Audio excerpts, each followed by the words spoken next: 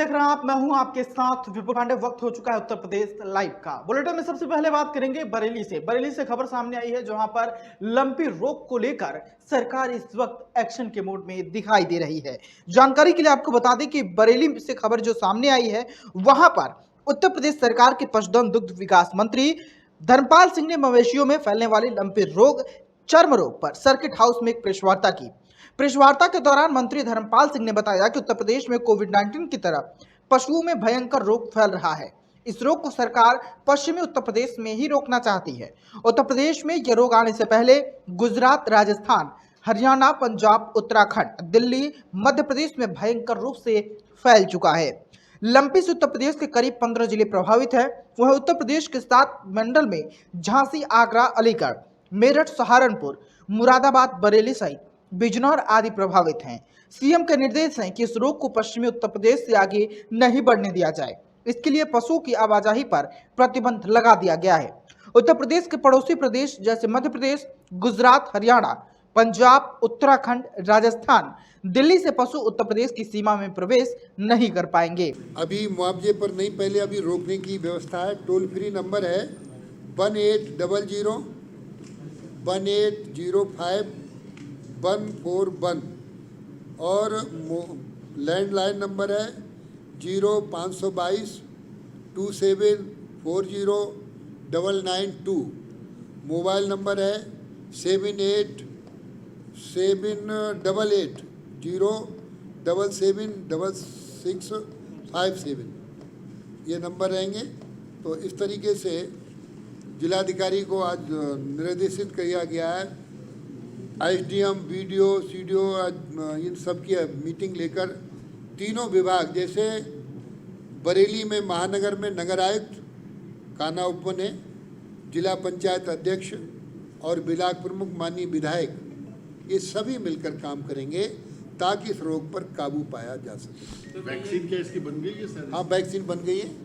और यहाँ बरेली में अभी उत्तर प्रदेश में हमारे पास 17,50,000 वैक्सीन अभी है और वैक्सीन आ जाएगी। वैक्सीन का अभाव नहीं है। ये कहाँ से आ रही सर? ये अभी कुछ बाहर से ही, आंध्रा, कुछ कंपनियां हैं जिनसे तय की गई है। वैसे IVRI में भी कुछ बनी है, हम ले लेंगे। ये जो नकासों और पशु बाजार में ये पूरे प्रदेश। बढ़ते अगली खबर की ओर। अगली खबर आपको बता दें कि उत्तर प्रदेश के भदोही जिले से सामने आई है, जहां पर डेंगू को लेकर एक बार फिर से लोगों में चिंता का विषय देखा जा रहा है। बताते चले कि बारिश के मौसम में डेंगू, मलेरिया समेत अन्य संक्रामक बीमारियों का प्रकोप बढ़ गया है। सरकारी अस्पतालों में डेंगू मरीजों के लिए 50 बेड सुरक्षित कर दिए गए हैं। 2 जिला अस्पताल और 5 सामुदायिक स्वास्थ्य केंद्रों में डेंगू वार्ड बनाए गए हैं। महाराजा चेतन जिला अस्पताल और महाराजा बलवंत सिंह अस्पताल भदोही में 10-10 बेड के डेंगू वार्ड बनाए गए हैं। वहीं सामुदायिक स्वास्थ्य केंद्र में 5-5 बेड रिजर्व कर दिए गए हैं। स्वास्थ्य विभाग का दावा है कि डेंगू मरीजों के इलाज की तैयारी पूरी कर ली गई है। जिला मलेरिया अधिकारी राम आश्रयपाल ने बताया कि अस्पतालों में लगे कूलरों को ड्राई कराया गया है। देखिए, बारिश के मौसम में सिर्फ डेंगू ही नहीं, जितनी वेक्टर जनित बीमारियां हैं, मलेरिया, फाइलेरिया, डेंगू, कालाजार, जापानी इंसेफ्लाइटिस, सबके रोगी मिलने की संभावनाएं अन्य महीनों की तुलना में अधिक होती हैं। तैयारी की जहाँ तक बात है, तो हर ग्राम प्रधान और आशा के माध्यम से लार्विसाइड का छिड़काव पहली बरसात शुरू हुई तो वहाँ पे करवाया गया था संचारी माह के दौरान, माह जुलाई में। फिर दूसरा राउंड का छिड़काव के लिए हम बोले हैं। प्रधानों से भी वीडियो साहब के माध्यम से मीटिंग हुई थी, उसमें इस बात को कहा गया कि मच्छर के बनने का स्थान ठहरा हुआ पानी होता है। तो ठहरे हुए पानी को या तो बहा दें, छोटे बर्तन में है तो उसको पलट कर रखें, गिरा के रखें। बहाने लायक नहीं है, पलटने लायक नहीं है तो उसमें जो है कोई लार्विसाइड डाल दें। लार्विसाइड नहीं उपलब्ध है तो जला हुआ मोबिल डाल दें। उससे क्या है कि मच्छर उस पानी पर बैठ करके लार्वा नहीं दे सकता। बढ़ते अगली खबर की ओर। खबर गाजियाबाद से सामने आई है, जहां पर आपको बता दें कि बायो CNG 100 करोड़ से अधिक के लागत से बनने जा रहा है। आपको बता दें कि उत्तर प्रदेश गाजियाबाद में 100 करोड़ से अधिक के बायो CNG प्लांट लगने जा रहे हैं। इंदौर की तर्ज पर गाजियाबाद में अब बायो CNG प्लांट लगेगा। प्रधानमंत्री नरेंद्र मोदी ने फरवरी 2022 में इंदौर में एशिया के सबसे बड़े बायो CNG प्लांट का शुभारंभ किया था। देश में इंदौर ऐसा पहला शहर है जहां गीले और सूखे कचरे का इस्तेमाल, आपको बता दें कि 99% सेग्रीग्रेशन होता है। इसके बाद इस कचरे में बायो सीएनजी गैस बनाई जाती है। देखिए, दो चीज़ें हैं। एक तो जितने भी डीजल वाहन थे हम लोगों ने उनको काफ़ी कम कर दिया है, और जितने भी नई प्रिक्योरमेंट्स हैं सीएनजी वाहन की हमने किए हैं। अभी जो एक बायो सीएनजी प्लांट हमने जो लगाने की बात की है, उत्तर प्रदेश सरकार के द्वारा एक सॉलिड वेस्ट मैनेजमेंट पॉलिसी पहले लाई हुई है। उसमें एक प्रोविज़न है कि हम लोग इस फील्ड में एक्सप्रेशन ऑफ इंटरेस्ट जारी करके जो इसमें पार्टनर्स हैं जो इसमें काम कर रहे हैं उनको इन्वाइट कर सकते हैं। तो अभी हाल में ही इंदौर में भी एक 550 TPD का एक प्लांट लगा है, तो हमने उसी का एक्सप्रेशन ऑफ इंटरेस्ट जारी किया हुआ है। 3 तारीख उसकी लास्ट डेट है। इसमें 300 टन पर डे का एक प्लांट जो है यहाँ पे लगेगा, और उसके लिए जगह भी जो है हमने आइडेंटिफाई कर ली है। इससे लगभग 10 टन के आसपास बायो सीएनजी प्रतिदिन जो है वो पैदा होगी।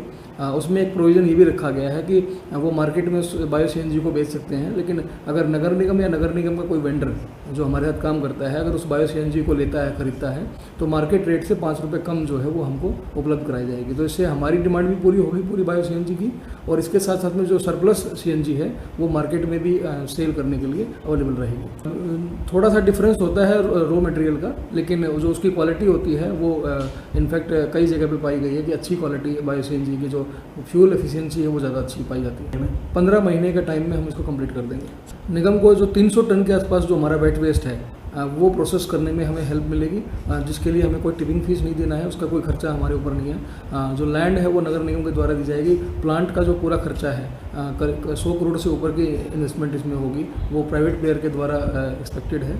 और उसके बाद जो है कोई टिपिंग फीस हमको नहीं देनी है, बल्कि एक रॉयल्टी के रूप में जो लैंड हम दे रहे हैं और जो हम उनको एक फूड दे रहे हैं, रॉ मटेरियल दे रहे हैं कूड़े के रूप में, तो उससे हमें जो नगर निगम को इनकम है वो भी एक अच्छी खासी इनकम नगर निगम को होगी। अगली खबर की ओर जालौन से खबर सामने आई है, जहां पर कृष्ण जन्माष्टमी के बाद अब गणेश उत्सव को लेकर तैयारियां जोरों शोरों पर चल रही हैं। बता दें कि कृष्ण जन्माष्टमी के बाद अब चौक चौराहों, मंदिरों और घरों में गणेश जी विराजमान होंगे। आगामी गणेश उत्सव को लेकर मूर्तिकार गणेश प्रतिमाओं को अंतिम रूप देने में जुटे हैं। अपनी बारीकी कला से मूर्तियों को जीवंत रूप देने वाले मूर्तिकार कारीगर मुफलिसी के दौर से गुजरने को भी मजबूर हैं। गणेश प्रतिमा बनाने वाले कारीगरों के बीच आज हमारे संवाददाता पहुंचकर उनके हाल जानने की कोशिश की है, तो उन्होंने बताया कि महंगाई के कारण उनकी मेहनत की कीमत अब उनको नहीं मिल पा रहा है, क्योंकि मूर्ति बनाने के लिए जो रॉ मटेरियल इस्तेमाल किया जाता है, मिट्टी, रंग, धान, भूसा, पैरा लकड़ी, बारदाना, ब्रश, गोंद, उस पर भी महंगाई की मार देखने को मिल रही है। और जी तोड़ मेहनत करने के बावजूद भी वह अपने परिवार का भरण पोषण अच्छे से नहीं कर पा रहे हैं। उन्होंने बताया कि उनका एक खानदानी पेशा होने के कारण वह अभी मूर्ति निर्माण कर रहे हैं। आपका रामकृष्ण, कब से कर रहे हैं ये काम? ये हम कर रहे हैं 20 साल से काम कर रहे हैं अभी। अच्छा, आपकी पीढ़ियां भी यही काम करती हैं? हमारे पिताजी के पिताजी भी करते थे ये। अच्छा, महंगाई में क्या है मूर्तियों का? अब महंगाई जो कोरोना के चक्कर में और सस्ती हो गई मूर्ति, मतलब आ नहीं रहे ग्राहक। और महंगाई है, ऐसे अलग पटिया भी महंगे हैं, मिट्टी भी है, बांस है, सब चीज महंगी हो चुकी है। तो पहले ज्यादा बिकती थी, पहले हमारी नेक चलती थी, अब बहुत कम हो चुकी। बढ़ती अगली खबर की ओर, खबर लखनऊ से सामने आई है, जहां पर आपको बता दें कि बेकरी में जिस तरीके से प्रोडक्ट को बाजार में लाना, आज के मैन्युफैक्चरर्स इस कड़ी में हरियाणा की shine road foods India limited द्वारा बिना डेयरी प्रोडक्ट के हेल्थी प्रोडक्ट को लखनऊ की समस्त बेकरी उत्पादकों के साथ एक निजी होटल में कार्यशाला आयोजित कर उनकी जानकारी एवं बेकरी उत्पादों पर नई विवेचना के साथ प्रस्तुत किया। कंपनी के मैनेजर सेल्स आशीष कौशल एवं नवनीत सैनी ने अपने उत्पादों की विस्तृत जानकारी दी। कंपनी द्वारा आज फ्रूट क्रश, प्रीमिक्स, सोनोवी जेस्ट, मेला लेडी एवं रिलीज फार्म जैसे उत्पाद को लॉन्च किया। बढ़ते गई खबर को लखनऊ से खबर सामने आई है, जहां पर आपको बता दें कि लखनऊ हवाई अड्डे पर मोटरसाइकिल चलित जो है व्हील चेयर सेवा शुरू कर दी गई है। बता दें कि दिव्यांगजनों के लिए कारगर होगी ये मोटर चलित व्हील चेयर। बड़ी खबर आपको बता रहे हैं, जहां पर आगमन और प्रस्थान करने वाले यात्री व्हील चेयर का अब इस्तेमाल कर सकते हैं। प्रस्थान द्वार से लेकर विमान के द्वार तक ये व्हील चेयर उनको पहुंचाएगी, तो कहीं ना कहीं जो यात्री है उनको काफी राहत मिलेगी।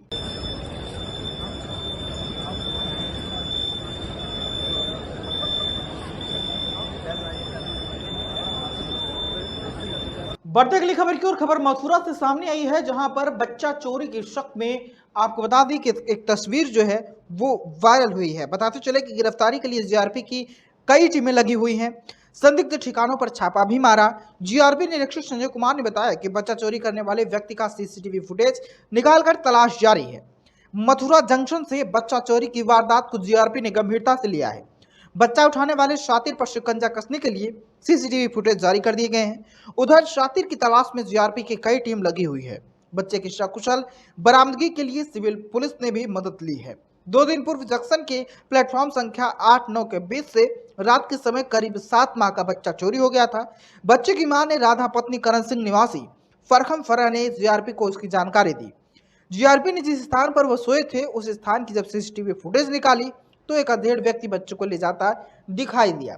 बच्चा चोरी करने वाले फुटेज को निकालकर व्यक्ति के फोटो भी जारी कर दिए गए हैं। बढ़ते अगली खबर की ओर। खबर मथुरा से है, जहां पर ठगी की शिकार हुई महिलाएं एसएसपी कार्यालय पहुंच गईं।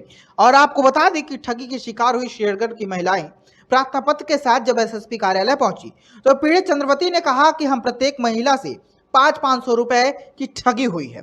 ठगी करने वालों में से राजेश और उसकी पत्नी श्रीमती ब्रिजेश कल्लू अरुण निवासी बड़ा थाना शेरगढ़ जिला मथुरा व मिथिलेश पत्नी मेघ श्याम निवासी मांडेरा थाना डिंग जिला भरतपुर ये शामिल है। ये महिलाओं के घर पर 5 लोग आए और नौकरी का झांसा देकर कहा कि हमारी फर्म है, आप हमें 300 रुपए मेडिकल, 200 रुपए ड्रेस के लिए दें। हमने कुल 500 रुपए दिए, जिसके एवज में हमें फर्जी कार्ड बनाकर पेप्सिको चिप्स कंपनी कोटवन के नाम से दिए गए। जब हमने कंपनी में जाकर पता लगाया तो पता चला कि ये कंपनी फर्जी है। दद्दीगढ़ी। कहाँ पड़ती है दद्दीगढ़ी? दद्दीगढ़ी छाता के पास। अच्छा, क्या घटना हुई है एसएसपी कार्यालय पे तुम आई हो? साहब ये घटना हुई है कि हमारे पास राजेश, उसकी पत्नी बिरदेश और 3 प्राणी और हैं उनके संग, मिथिलेश और अरुण और वो कल्लू, 5 आए थे कि आपको जॉब दिलाएंगे हम। ठीक है, बहुत अच्छी बात है। बेरोजगार जो लेडीज डोल रही हैं उनके लिए जॉब मिलेगी कोटमन नमीनपुर में, जो कोटवन का जो है चिप्स कंपनी पेप्सिको कोक में नौकरी मिलेगी आपको। मैं ठीक बात है, यानी गाड़ी की और बाकी सब की सुविधा है। 9,500 रुपये आपको जो सैलरी मिलेगी। मैं ठीक है सर, कुछ बढ़िया बात है भैया, लगवा दे। हम गए वहाँ के अपने आधार कार्ड, पैन कार्ड, बैंक की पासबुक और वैक्सीन की 2 कॉपी लेके आना, ठीक है, और 500 रुपये लाना। 300 लेडीज है हम 500 रुपये और अपने कागज जो मंगाए वो लेके गए और फोटो दो। हम चले गए वहाँ के सर 500 रुपये आप काय के लिए ले रहे हैं? क्या इसलिए ले रहे हैं 500 रुपये? 300 रुपये तो आपके मेडिकल के और 200 रुपये आपके ड्रेस के। फिर ठीक है जी, हमने दे दिए।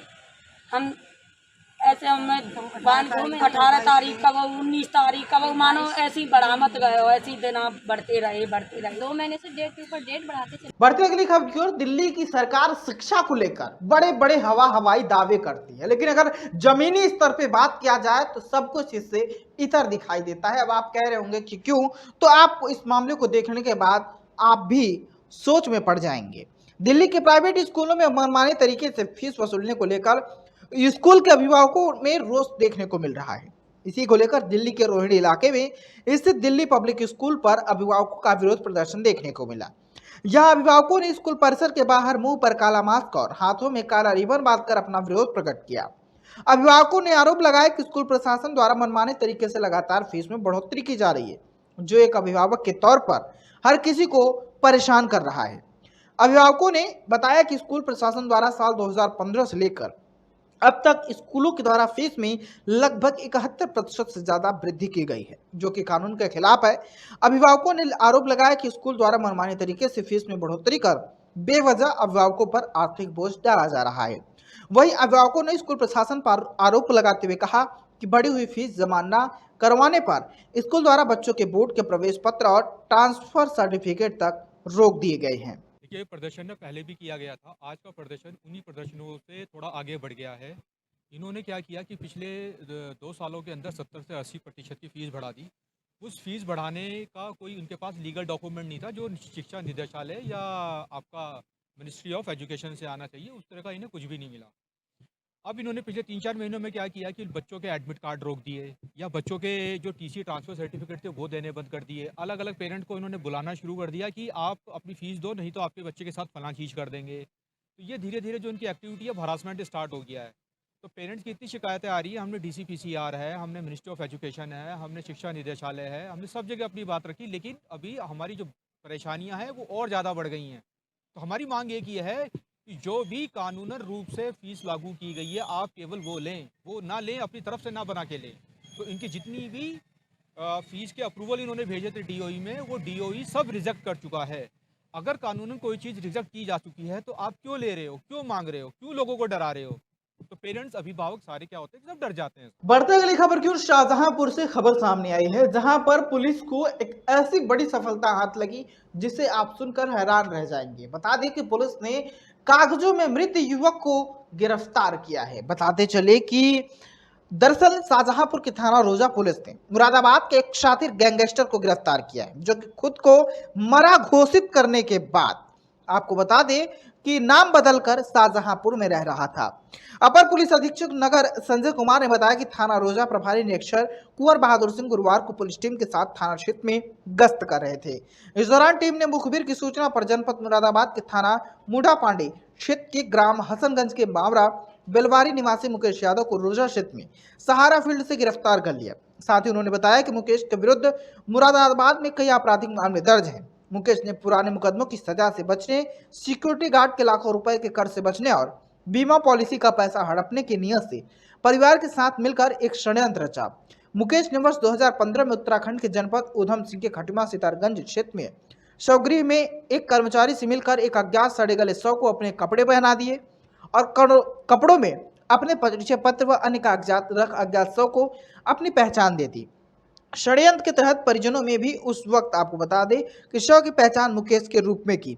पोस्टमार्टम के बाद परिजनों ने इस शव का अंतिम संस्कार भी कर दिया। यही नहीं, उन्होंने ये भी बताया कि उसके बाद मुकेश फर्जी नाम मुनेश यादव उर्फ राज यादव रखकर रोजा क्षेत्र की आदर्श नगर कॉलोनी गली नंबर 4 में परिवार के साथ रहने लगा। मुकेश के पास से पुलिस को एक पासपोर्ट, 3 आधार कार्ड, ड्राइविंग लाइसेंस, निर्वाचन सूची, मतदाता स्लिप, पंचायतनामा रिपोर्ट की छाया प्रति, मृत्यु प्रमाण पत्र की छाया प्रति, पोस्टमार्टम रिपोर्ट की छाया प्रति और एक पैन कार्ड बरामद हुआ है। रोजा की पुलिस ने एक बहुत ही रोचक खुलासा किया है। यहाँ पर एक व्यक्ति की सूचनाओं के आधार पर गिरफ्तारी की गई है, जो एक शातिर अपराधी रहा है मुरादाबाद जनपद का, जिसके ऊपर हत्या के प्रयास, लूट और गैंगस्टर एक्ट के मुकदमे हैं। 7 अभियुक्त पहले से है, जो जानकारी में आए और अभियुक्त की जानकारी की जा रही है। ये व्यक्ति वहाँ पर मुकेश शनाब जीकम सिंह हसनगंज मुड़ा पांडे थाने का रहने वाला है, जो सितारगंज खटीमा के अंतर्गत सितारगंज में एक मॉर्चरी में किसी अज्ञात शव को अपना ID लगाकर और कपड़े पहनाकर अपनी पहचान उसको देकर वहाँ पर PM करवा दिया, जिससे कि इसको मृत घोषित कर दिया गया। और सर्टिफिकेट का प्रयोग इसने किया विभिन्न मुकदमों से बचने के लिए, अपनी परिवारीजनों के साथ मिलकर इंश्योरेंस पाने के लिए और अन्य प्रकार का आर्थिक लाभ पाने के लिए इसने फर्जी आधार कार्ड और पासपोर्ट और अन्य क्लिप बनवाए और उससे फर्जी लाभ इसने तमाम प्राप्त किए।